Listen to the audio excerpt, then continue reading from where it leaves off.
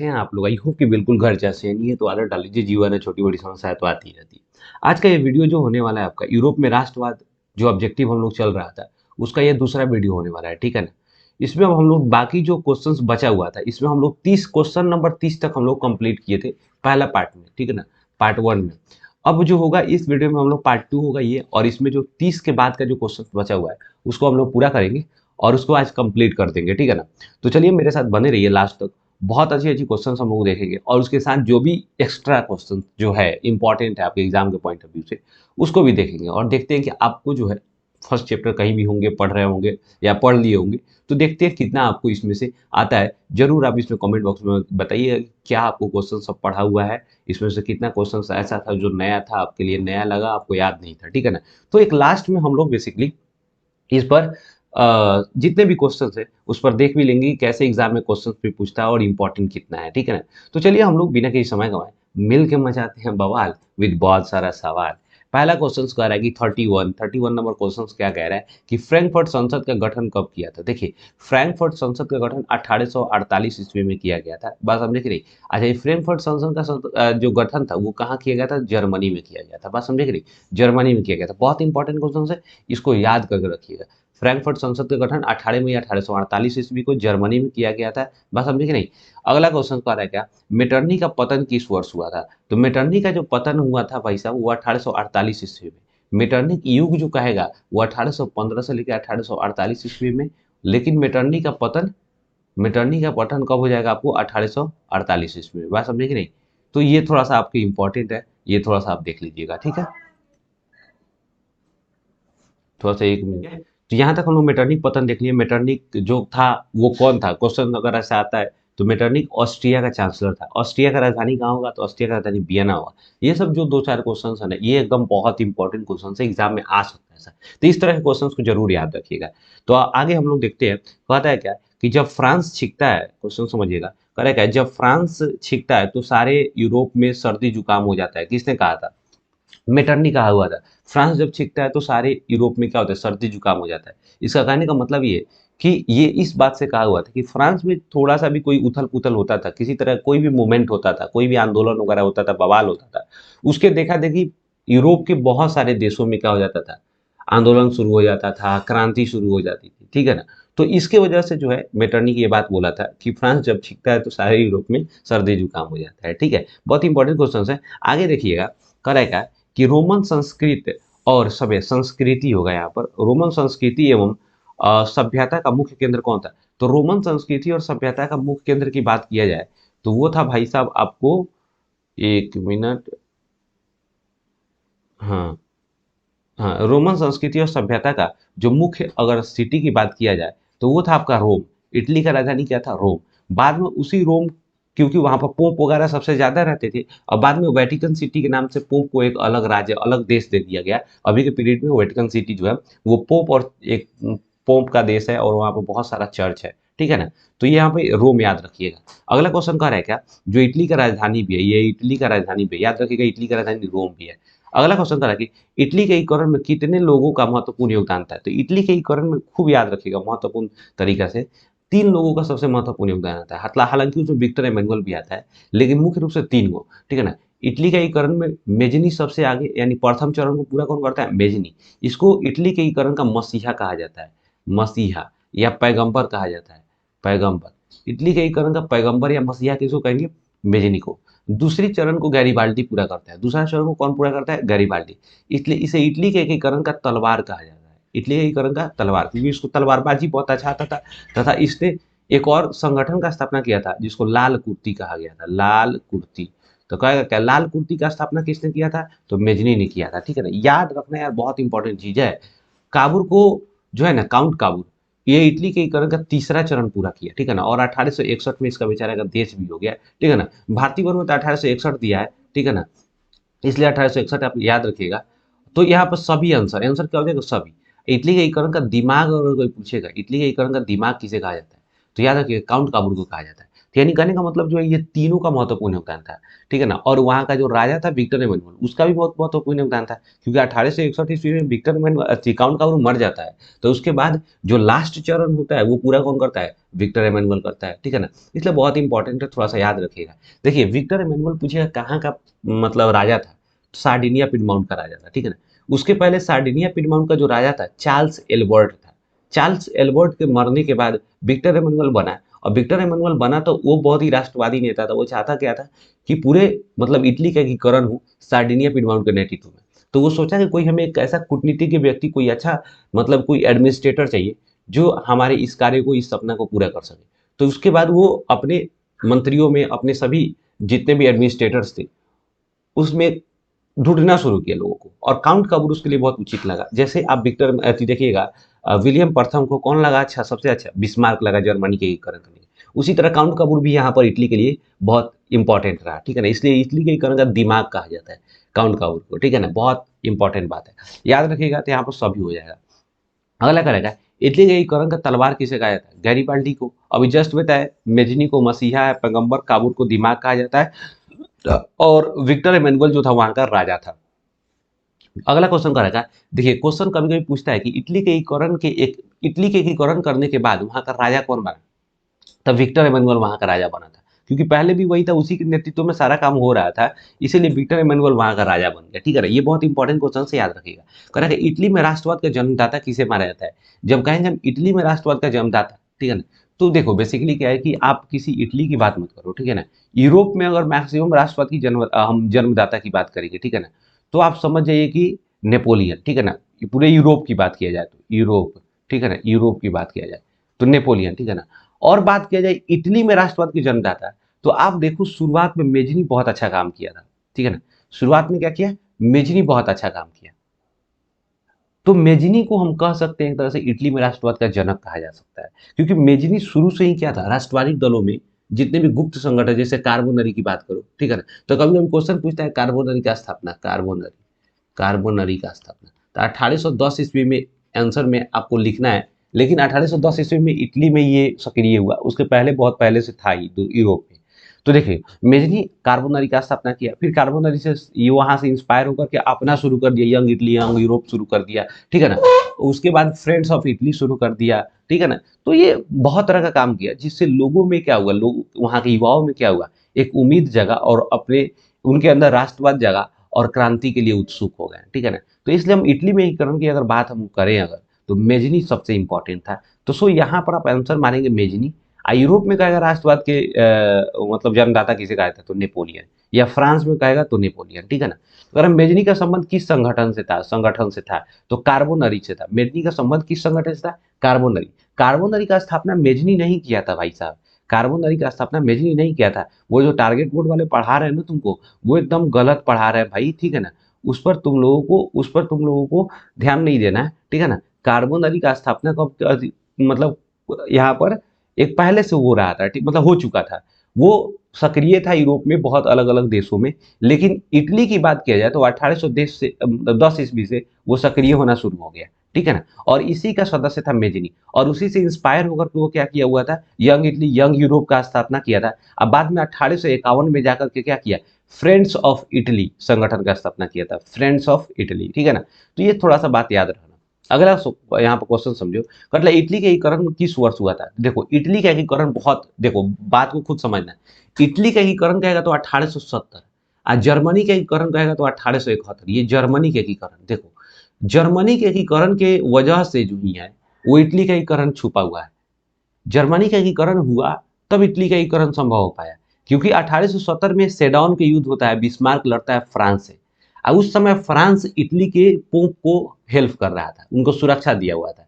लेकिन जब 1870 ईस्वी में प्रसा के साथ जब युद्ध हो गया, ठीक है ना, हाँ प्रसा के साथ होता है, ठीक है ना। प्रसा के साथ जब युद्ध हुआ फ्रांस का, तो उसमें क्या होता है, फ्रांस जो है बहुत कमजोर पड़ता है, और वो अपना सेना जो है इटली से बुला लेता है, ठीक है ना। अब जैसे ही सेना इटली से बुला लिया तो विक्टर एमेनुअल को एक मौका मिला, और विक्टर एमेनुअल क्या किया, जो राजधानी रोम था उस पर आक्रमण करके मतलब अपने कब्जा में कर लिया, ठीक है। और उस तरह इटली का एकीकरण हो गया।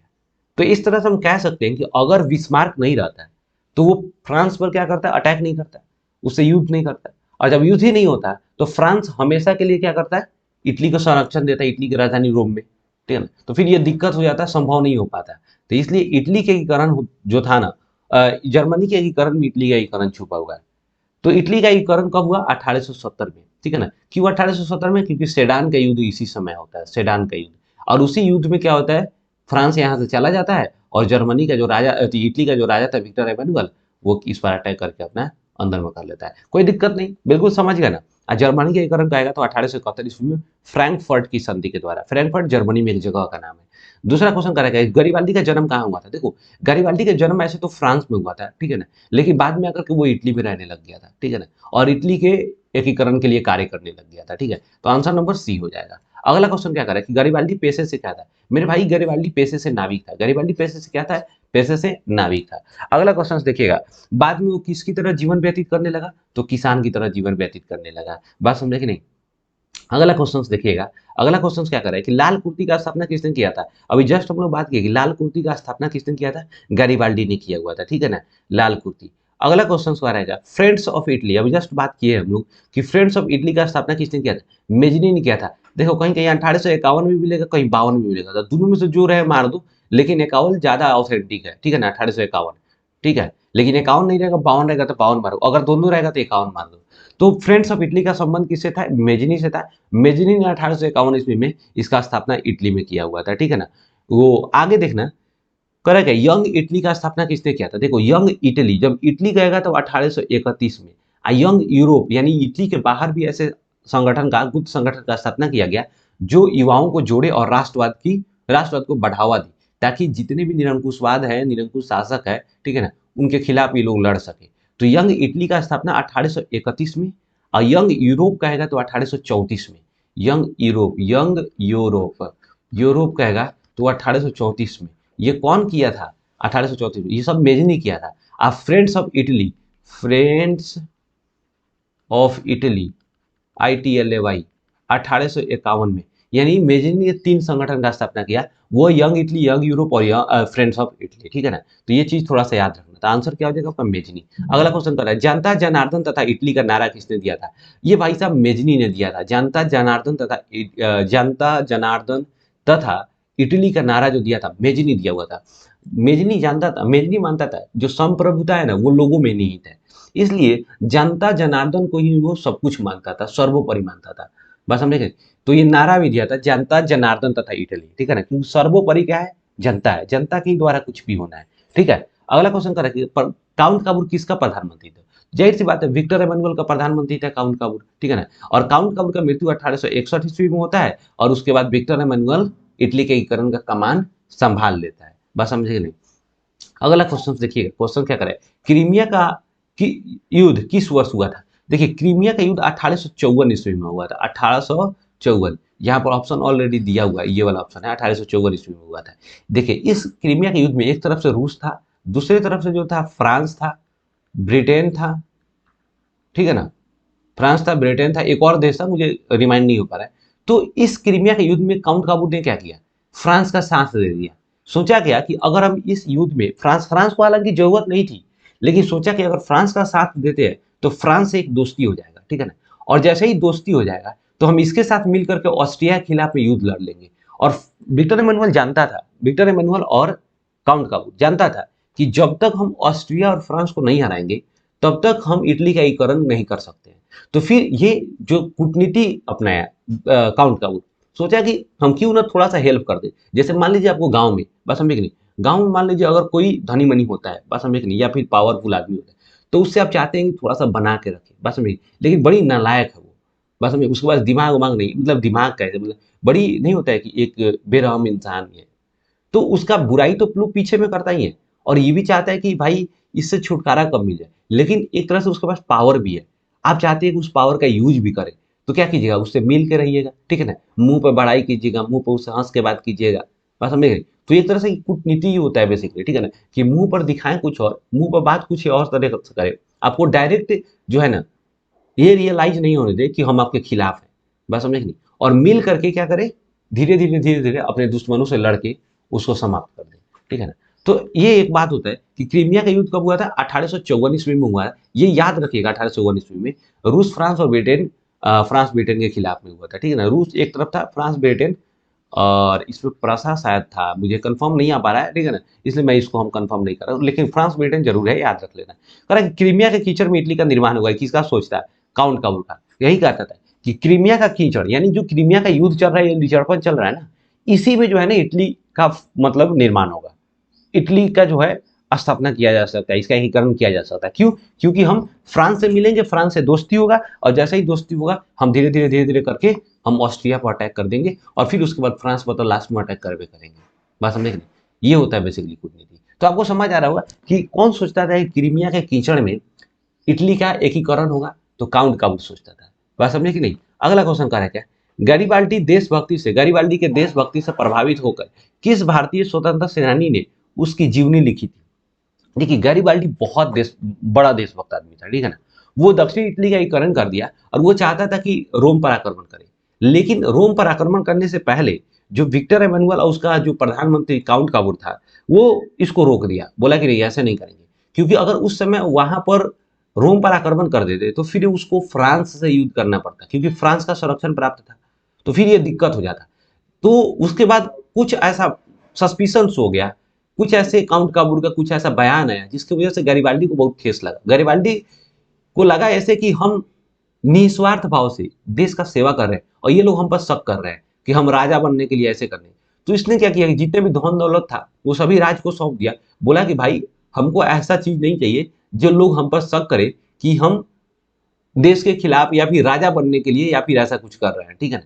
तो इसने क्या किया कि सारे अपने धन दौलत को त्याग दिया, ठीक है ना, देश को सौंप दिया, और एक किसान की भांति जीवन जीने लग गया। इसकी इस देशभक्ति को देख करके हमारे देश के लाला लाजपत राय ये बहुत प्रभावित हुए, और एक जीवनी लिखती है इसका, ठीक है ना। तो इसीलिए हमारे देश के कौन से व्यक्ति जो है थे वो गैरिबाल्डी से प्रभावित थे, तो लाला लाजपत राय। अगला क्वेश्चन, इटली का एकीकरण किस युद्ध के साथ पूरा हुआ था? अभी जस्ट बोले थे, सेडान का युद्ध, 1870 ईस्वी में सेडान का युद्ध हुआ, उसी समय हुआ। दूसरा करा कि जर्मनी कितने छोटे बड़े राज्यों में विभाजित था? तो 300 छोटे बड़े। अच्छा, दोसर कहेगा क्या, जर्मन राइन राज्य का निर्माण कितने राज्यों में किया गया था? तो 39 राज्य में किया गया था। 1806 ईस्वी में नेपोलियन ने किया था जर्मन राइन राज्य का निर्माण, ठीक है ना। दूसरा का डायर किस संसद का नाम है? देखो, डायस बेसिकली था ना, वो आपको थोड़ा सा आप ध्यान रखेंगे, जर्मनी के संसद का नाम था डायर, ठीक है ना। अगला क्वेश्चन का क्या, जर्मनी के एकीकरण में मुख्य रूप से किसका योगदान था? जर्मनी के एकीकरण में मुख्य रूप से किसका योगदान था? तो जर्मनी के एकीकरण की बात किया जाए तो बिस्मार्क सबसे आगे था। और बिस्मार्क को कौन प्रधानमंत्री बनाया था? तो विलियम प्रथम। एक बात चलो आप ध्यान दो, ये बिस्मार्क जो था ना, वो विलियम प्रथम जो था बिस्मार्क को प्रधानमंत्री बनाया, लेकिन विलियम प्रथम के Frederick William fourth William fourth, ये जो था ना, ये क्या था आपको, प्रसा का राजा था, ठीक है ना। लेकिन ये प्रसा का राजा था, लेकिन नालायक टाइप का राजा था, ठीक है ना। इटली का एकीकरण जो था ना, इसके वजह से काम, मतलब जर्मनी का एकीकरण जो था ना, इसके वजह से नहीं हो पा रहा था, ठीक है ना। लेकिन जैसे ही ये मर गया, उसके बाद फ्रेडरिक विलियम बन गया, विलियम प्रथम बन गया क्या, यानी प्रसा का राजा। और वो बहुत ही राष्ट्रवादी नेता था। वो बोला कि हमें एक ऐसा व्यक्ति चाहिए जो क्या कर रहा हो कि उसके अंदर कूटनीति भी भरा हो, और उसके अंदर देशभक्ति पूरी भरी हो, जिसके वजह से वो हमारे देश के लिए लड़े और हमारे पूरे जर्मनी का एकीकरण कराए।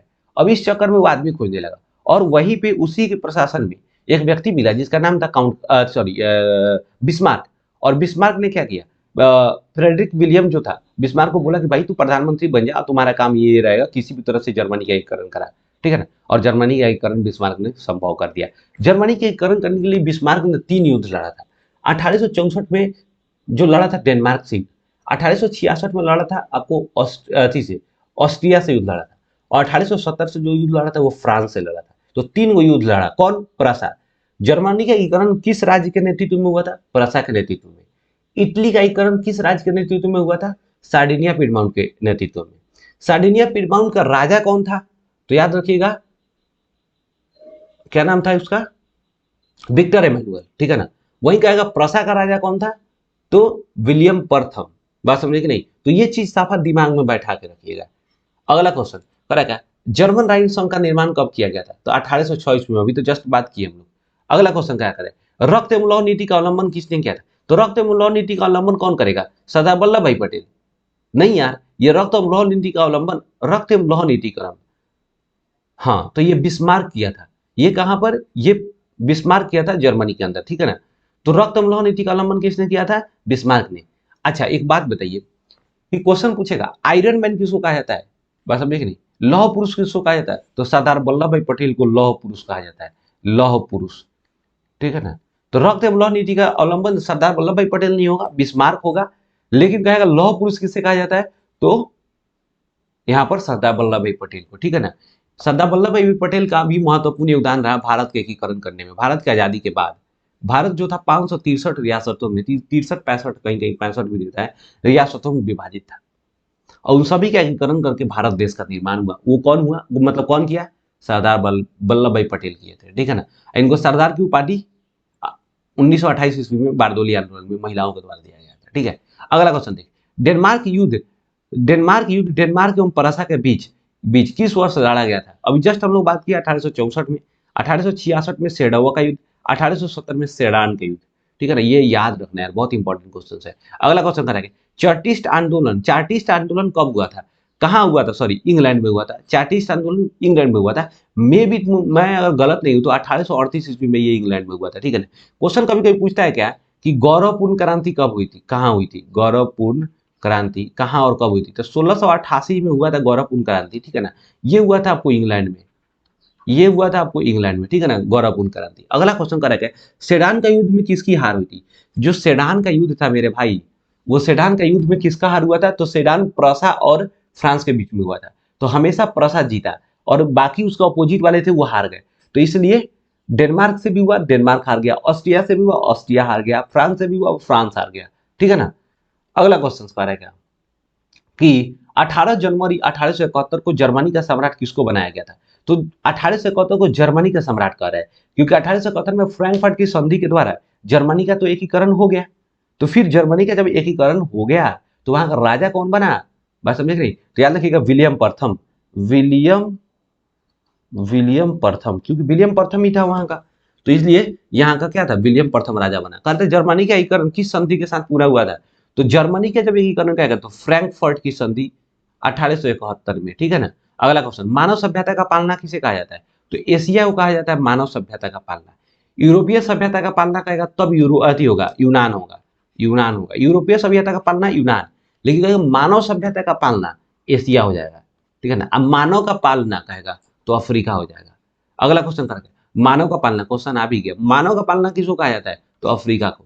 अगला question, God save my Nobel king, ये कहाँ का राष्ट्रीय गीत है? तो गॉड सेव माई नोबेल गीत ये कहाँ का राष्ट्रीय गीत है? तो ये भाई साहब आपका याद रखिएगा, वो oh my God, Germany, France, Bharat, Italy, इसमें तो कोई आंसर ही नहीं है। इंग्लैंड का है, इंग्लैंड का है, इंग्लैंड का है। यहाँ ऑप्शन कोई नहीं है, ठीक है ना। तो ऑप्शन में से कोई नहीं होगा, गलत ऑप्शन है।